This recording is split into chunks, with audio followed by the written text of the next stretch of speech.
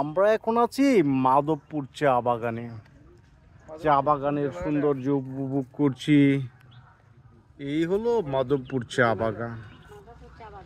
চা বাগান সাথে রাবার আছে, আরো অনেক কিছুই আছে।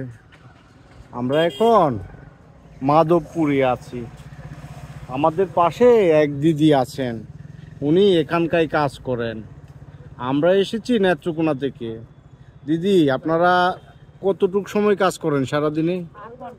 8 ঘন্টা। 8 ঘন্টা সারাদিনে কাজ করেন। 9টা থেকে 5টা। হ্যাঁ। বিকাল 5টা পর্যন্ত। কিরকম পারিশ্রমিক পান আপনারা সারাদিনে?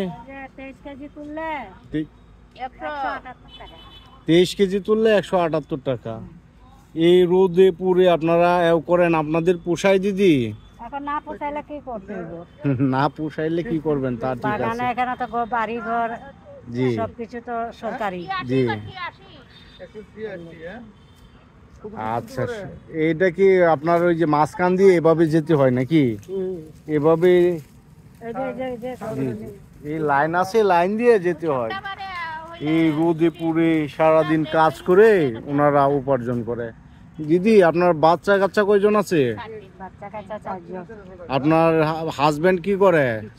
কিছু করে না, বাসায় থাকে। আমরা এই কাজের টাকাই দিয়েই আমরা চলতে হয়। ও, এই কাজের টাকা দিয়ে সংসার চালাতে হয়, তাই? কোনো রোজি রোজগার নাই। ঠিক আছে, করা যাবে কি, এটাতেই করতে হবে।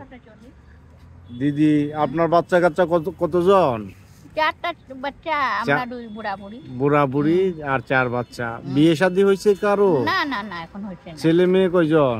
সেটা খালি 4টা মেয়ে নাই। ও, 4 জনই ছেলে, মেয়ে নাই।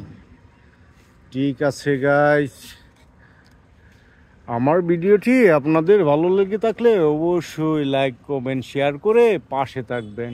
আর এই সিলেটের সৌন্দর্য আসলেই অসাধারণ। সকলকে ধন্যবাদ জানাই। আল্লাহ হাফেজ।